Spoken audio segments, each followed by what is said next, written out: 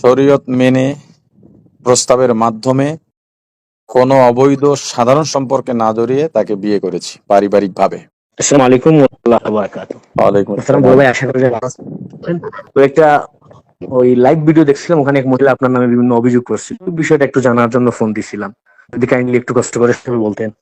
Phone তো অনেকেই দেয়, মেসেজও দেয়। আসলে এসব বিষয় জি নিয়ে কারোর সাথেই কথা বলি না, বলার প্রয়োজন বোধ করি না। আমি প্রচন্ড ব্যস্ত থাকি কাজকর্ম নিয়ে, সমালোচনায় কখনোই কান দিই নেই। বিষয়টা জি একান্ত পারিবারিক বিষয়। প্রথমে একটা কথা বলি, এটা নিয়ে অনেকেই সমালোচনা করতেছে, একতরফা কথা শুনে মানে যাচ্ছে তাই ভাবে আমার নামে তহমত দিচ্ছে।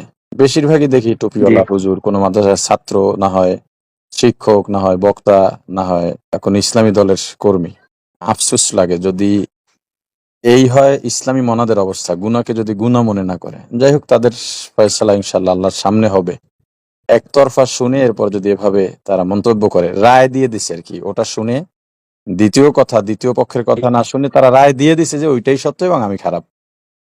কিভাবে এটা ভাবতে জি পারে আমি শুধু এটা বুঝতেছি না, যে কিভাবে ভাবতে পারে যেখানে যেই মানুষটা সারা দেশে বছরে অন্তত সব মিলাইয়া আল্লাহর দয়ায় 50 লাখ টাকার উপরে দান অনুদান দেয়, 2-3টা মাদ্রাসা নিজ খরচে চালায়, সেখানে তার ছেলেকে ফালায়া জি রাখবে, বউই যদি থাকে এইভাবে ফালায়া রাখবে এই মিডিয়ার যুগে, এটা বিশ্বাস করে কিভাবে মানুষ? মানসিকতা এত নিচু হয় কিভাবে? তো যাই হোক, সমালোচনায় আসলে কখনোই কান দিই না। মামুন ভাইকে নিয়েও সমালোচনা হয়েছিল, কিন্তু এতে কি তার সম্মান গেছে? তার মর্যাদা আরো বাড়ছে। আমাকে নিয়েও জি আগে না, একবার হইছে, ওটা আরো বাড়ছে। জানছে এটা মিথ্যা, জানছে। আমি কুল্লামার শর্ত দিছি, একবার ভুলে ইনশাল্লাহ বলছি, ইনশাল্লাহ বললে তার তালাক হয় না। পরে আবার সরাসরি বললাম, যেখানে আমার সগীরা গুনাও নাই। এরপর কি প্রচার তারা বন্ধ করছিল? বরং শত শত ভিডিও বানাইছে। জি আমার না, কি হয়েছে? এখন আমি যেটা বুঝি যে আল্লাহর রহমতে আমাদের কোম্পানি বেশ সারা দেশব্যাপী বিশ্বব্যাপী একটা সুনাম অর্জন করেছে, আস্থা অর্জন করেছে। আমার একটা অবস্থান আল্লাহ তৈরি করে দিয়েছেন। এখন শত্রু গ্রুপ যারা আছে বা সমালোচক যারা আছে, এদের একটা মাথা ব্যথার কারণ হয়ে দাঁড়াইছে হয়তো। এই জন্য তাকে ব্যবহার করছে। ব্যবহার কারা করছে তা অনুমান করতে পারি। তো মূল বিষয়টা আমি সংক্ষেপে আপনাকে বলি, যেহেতু বিদেশ থেকে ফোন দিছেন। মূল বিষয়টা হলো, জি শরীয়ত মেনে প্রস্তাবের মাধ্যমে কোনো অবৈধ সাধারণ সম্পর্কে না জড়িয়ে তাকে বিয়ে করেছি পারিবারিকভাবে। হ্যাঁ, এই মহিলা আমার বউ ছিল। তালাক হয়েছে তাও 2021 সালে এপ্রিলে তালাক হয়েছে, কাজী অফিসের মাধ্যমে হয়েছে এবং কোর্টের মাধ্যমে হয়েছে। মূলত তাকে আচ্ছা, বিয়ে তার মানে সরাই সরাই সরাই দিক থেকেও আপনি সরাই নিয়ম মেনেও তালাক দিয়েছেন, আবার আইনি প্রক্রিয়া মেনেও আচ্ছা, তালাক আমি দিয়েছেন। আমি বিয়ে করছি, এটা কি দোষ আছে না গুনাহ আছে? আবার তালাক দিছি, এখানে দোষ আছে না জি গুনাহ জি আছে? তালাক দিছি কেন, এটার উপর একটা প্রশ্ন করতে পারে, তালাকটা কেন হলো? তাকে বিবাহ করার পর বেশ বেশি দিন না, 1 সপ্তাহ 2 সপ্তাহের মধ্যে তার একটা আচরণ আমাদের সবার মাইন্ডে লাগলো। সে বিনা কারণে কি যেন হইছে, কে জানি কি তাকে বলছে, নর্মালি কোন একটা কথা বলছে, সে বাচ্চাদের মতো চিৎকার দিয়ে কান্না শুরু করলো, যেটা বাইরে সবাই শুনে, বাইরে বিল্ডিং এর নিচে লোক জড়ো হয়ে গেল। তাকে বুঝালাম, নতুন আসছে আমার সংসারে, মা বুঝালেন, আরো যারা ছিলেন সবাই বুঝাইছে তাকে। কয়েকদিন পর তার মাও আসছে আমার বাসায়, তার মাও বুঝায়, কিন্তু তার আচরণের পরিবর্তন নাই। আমাকে একটা টেনশন দিয়ে রাখে, মা ফিরে গেলে টেনশন, আব্বার সাথে দুর্ব্যবহার, মার সাথে দুর্ব্যবহার। আব্বা জুমা পড়তে যাবে, কি নিয়ে জানি তার মনে লাগছে, তার রুমের ভিতর আব্বার ব্যাগ, কাপড় পাল্টানো লাগবে, গোসল করা লাগবে, দরজা ধাক্কাইতেছে, আব্বা মা সবাই, দরজা খুলতেছে না, জুমা কাজা হয়ে যাচ্ছে। পরে আব্বা পাশে আরেক বাড়ির থেকে লুঙ্গি নিয়ে গোসল করে তারপরে জুমায় গেছেন। এটা তো কোনো ছেলে সহ্য করবে না। আব্বা জি জি ওর বাসায় মানে বেশি দিন থাকেন নাই, হয়তো সব মিলাইয়া 5 দিনও থাকেন নাই। তাকে ওকে কেউ প্রথমে গ্রহণ করে নিছিল, পরে তার ব্যবহারের সবাই দূরে সরে গেছে। এরকম ভাবে দেখা যায় কোনো সমস্যা হলে বা আমি কোনো ধমক দিলে চিৎকার দিয়ে দৌড়ে বাইরে নেমে যেত, ওড়না টোড়না ছাড়া সেখানে গিয়ে চিল্লাইতো, রাইট। বাঁচান আমাকে বাঁচান, মেজবা আমার মাইরে ফেলাইতেছে, মানে এর সুদূর উপরে। এখন পড়ছি এক বিপদে। ওর মার সাথে কথা বললাম, ওর ভাইয়ের সাথে বললাম, আমার মা বাবার সাথে কথা বললাম। তো সবাই বললেন, আল্লাহ দিলে যদি আল্লাহ একটা সন্তান দান করেন হয়তো ঠিক হয়ে যেতে পারে, তুমি ধৈর্য ধরো। তো আমিও বলছি, বিয়ে যেহেতু করছি, ঠিক আছে থাকুক।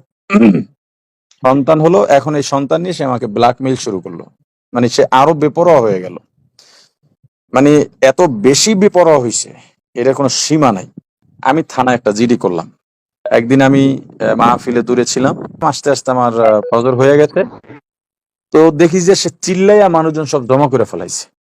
জাবের ছিল আমার সাথে। আমার মানে আচ্ছা আল্লাহ ইজ্জত রক্ষা করছেন, আল্লাহ নিজে দয়া করে ইজ্জত রক্ষা করছেন। না হয় মিডিয়ার যুগের সময় তো ভিডিও হওয়ার কথা ছিল, সবাই ভিডিও করার কথা ছিল, কিন্তু সবাই তাকে ধমক দিছে যে আপনি এগুলো কি করতেছেন, নিজেরও তো একটা ইজ্জত আছে। এরপর তার ভাইকে ডাকলাম, তার বড় ভাবি এলো, তার বড় ভাবি আলেমা। তাদেরকে বললাম একে রাখা আমার দ্বারা সম্ভব না, তাতে যা হোক, যত জরিমানা হোক। তো বললাম যত জরিমানা হোক বা যা চান, তবু আমি আর রাখতে পারবো না। ওর ভাই বলল, তুহিন ওর ভাইয়ের নাম, ওর ভাই বলল যে ঠিক আছে, একটা ছেলে যেহেতু আছে, আহ, ছেলেটার জীবনটা নষ্ট করে কি লাভ, আমি ওর জিম্মেদারি নিতে পারি, আমার কাছেও থাকবে, আপনি মাসে একদিন যাবেন তাতেই হবে, কোনো অভিযোগ করব না কোনোদিন। আর মাসে 15,000 টাকা দেবেন ওদের চলার জন্য। আমি বললাম 20,000 টাকা দেবো। এই কথার উপরে আচ্ছা একমত হইয়া ওকে নিয়ে গেল। 4 দিন পরই আমাকে মেসেজ পাঠাইতেছে, আমি ছেলে নিয়ে এখন রাস্তায় নামবো, মানুষকে দেখাবো এটা মেজবার ছেলে, আমার খবর নেয় না, টাকা পয়সা দেয় না। কথায় কথায় বলবে টাকা পয়সা দেয় না, অথচ টাকা পয়সা কিন্তু তার কাছেই থাকতো, বাসায় থাকতো। মাহফিল থেকে যে আচ্ছা সমস্ত খরচাপাতি দিত মাহফিল কমিটি, এগুলো তার বাসায় থাকতো। কিন্তু এই কথাটা আমাকে বলতো সবসময়, এবং বাজে ভাষায় গালাগালি করতো। এরপরে হাত পা ধরা শুরু করলো, আমি আর ভুল করব না, আমাকে মাদ্রাসার পাশে নিয়ে যান, আপনি যেভাবে বলবেন আমি শুনবো। নিয়ে এলাম মাদ্রাসার পাশে। এই একটা ফোন যদি আমাকে দেয় আমি তো ব্যস্ত থাকতে পারি, যদি না ধরি তখন আমার বন্ধু বান্ধব, এই জি যে আমাদের হাসিব আছে, আকন ভাই আছে, আকন সিরাজুল ইসলাম, এরপর আরো যারা যারা জি আছে, সবার নাম্বার আমার মোবাইল থেকে সে নিয়ে রাখছে, সবার আইডি আমার মোবাইল থেকে নিয়ে রাখছে, অথচ তার ফেসবুক চালানো নিষেধ। যত নিষেধ করি সে কোনো নিষেধ শোনে না, তাদেরকে নক দেয়। তারা যখন বলে যে ভাবি এগুলো তো আসলে মেজবা ভাই পছন্দ করে না, পরপুরুষের সাথে আপনি কথা বলবেন, তো আপনি নক দেন কেন, এইটা কেউ বললে তাকে গালি ফাহেসা ভাষায় গালি দিত। এগুলো তাদের কাছে জিজ্ঞেস করলেই পাবেন। এবং এখনো তাদেরকে মেসেজ দেয়। হ্যাঁ আজকে হাসিব আমাকে বলল তাকে নাকি যা তা বইলা মা বাপ তুইলা গালাগালি করছে মেসেজে। আজকে আজকে হাসিব আজ কোমরা থেকে আসছে, আজকে ওকে গালাগালি করছে। তো এরপরে আপনি দুর্বিষহ জীবন কাটাইছেন যদিন এরপরে এই সংসার আসিল। আমাকে একদিন আমার বন্ধু, যে বাসায় থাকতো পাশের ফ্ল্যাটে আমার বন্ধু থাকতো, ফোন দিছে যে ভাই আহমদকে তাদের ঘরে ঢুকাইয়া দিয়া তাদের ঘরের দরজা বাহির থেকে লাগাই দিছে, আর আমাদের মা জি আমার ঘরের মধ্যে গিয়ে দরজা লাগাই বসে রয়েছে সকালে। এখন তারা বের হতে পারতেছে না, কিছু বলতে পারতেছে না, ছেলেটা ভিতরে শুধু কাঁদতেছে, কিছু খাচ্ছেও না। তারা ধাক্কাধাক্কি করে না, অন্যকে ডাকে না, আমাকে সবাই চেনে, ইজ্জতের ব্যাপার, ওই বন্ধুকেও সবাই চেনে। আমি বিকালে ছেলেকে দিয়ে ঘর থেকে বের করি, মানে ছেলেটাকেও যাচ্ছে তাই ভাবে মানসিক শারীরিক টর্চার করছে। গেল এটা। আচ্ছা আর একবার সে নিজে ঘরের মধ্যে ঢুকে আমাকে ফোন দিছে, আর একবার আমাকে ফোন দিছে যে আমি ছেলে সহ আত্মহত্যা করতেছি। এরকম আমার মাকেও ফোন দিয়া বলতো আমি ছেলে সহ আত্মহত্যা করতেছি। আবার আমার খালাস জাবেরের বউকে ফোন দিয়া বলতো যে আমার ছেলেকে মেরে ফেলাইতেছি। মানে এই ধরনের মানসিক টর্চার গুলো করতো। একটা মাহফিলে রওনা দিছি, আমাকে ফোন দিয়া বলতেছে আমি ছেলে সহ এখন আত্মহত্যা করতেছি। কি কারণে, কি সমস্যা? সমস্যা আপনি বাসায় আসেন না কেন, মাহফিল যাইতে পারবেন না। মানে ও অযৌক্তিক এরকম বউ দাবি করতো। আমি গাড়ি আচ্ছা ঘুরে আসতে আসতে সন্ধ্যা, আমি ছিলাম ঢাকার বাইরে চিটাঙের ওদিকে। সকালে এই কথা বলছে, জি আমি পাশের বাসার যে আমার বন্ধু আছে তাকে বললাম ভাই ভাবি কি দিয়ে একটু খবর নেন তো বাসায় কোনো ঝামেলা করতেছে কিনা। এরা বাসা ধাক্কাইতেছে, খুলতেছে না, কলিং বেল দিতেছে, গেট খুলতেছে না, কথাও বলতেছে না, এবং মোবাইলও বন্ধ। আমি আসতে আসতে রাত 8টা বাজে, আইসা দরজায় ধাক্কাই, দরজা খুলে না, কথাও নাই, ফোন বন্ধ। পরে কদমতলী থানায় গেলাম, তৎকালীন ওসি ছিল জামাল ভাই, এখন ঢাকায় কোন থানায় যেন আছে। এবং কদমতলীর তৎকালীন ওসি অপারেশন ছিল জাকির ভাই, এখন সম্ভবত উনি যাত্রাবাড়িতে আছেন। জাকির ভাই সহ 10-12 জন পুলিশ আচ্ছা পাঠাইলেন ওসি সাহেব। তারাও দরজার চেষ্টা করলেন, কোনো সাড়া না পাইয়া আমরা একটা চিন্তায়, আমি তো শেষ, একেবারে শেষ, কোনো অঘটন ঘটাইলে তো সব দায় আমার উপরে পড়বে, কেউ কিছু মানতেও চাইবে না। তার মাও জি জি জানে, ভাইরাও জানে এর ব্যবহার এরকম, তারাও অতিষ্ঠ। কিন্তু এরকম দুর্ঘটনা ঘটাইলে তারাও তখন বলবে যে আমি খারাপ। তা আমার জি সবই শেষ হয়ে যাবে। এই অবস্থার মধ্যে ওখানে দাঁড়ানো বাড়িওয়ালা, আমার ওই বন্ধু এবং আমরা সবাই পুলিশ মিললে ওই দরজাটা ভাঙ্গা হইলো। দরজা ভেঙে ভিতরে ঢুকে দেখি সে বসে বসে হাসতেছে আমাদেরকে দেখা। এর কয়দিন পরেই আমার কাছে টাকা চলে গেছে, এবং আমার মেয়েদেরকে নিয়ে মানে অশ্লীল অশ্লীল কথা বলতো। তো এরপরে মার্কাজু তাকওয়া চলে গেছে, গিয়া ইফতার ছাত্র সহ সবাইকে গালাগালি করলো, হুজুরদেরকে গালাগালি করলো। আমার ওই বিনিয়োগকারীদের টাকা ছিল কোম্পানির অফিসে, ওখানে তখন তো মার্কাজের বিল্ডিং এ আমার কোম্পানির অফিস ছিল, 2.5 লাখ টাকা ছিল, সেটা জি নিয়ে গেল। এরপরে ল্যাপটপ ভাঙলো, সিসি ক্যামেরার মনিটর ভাঙলো, এরপরে আমার কিতাবের সেলফের গ্লাসটা সব ভাঙিয়া তছনছ করে ওখান থেকে চলে গেল। পরে আমি যাত্রাবাড়ি থানায় গিয়ে আরেকটা জিডি করলাম। এই জিডির খবর তার কাছে গেছে, সে তার ভাই এই তুহিনের মামা শ্বশুর ঢাকায় এসবির সদস্য, গোয়েন্দা পুলিশের।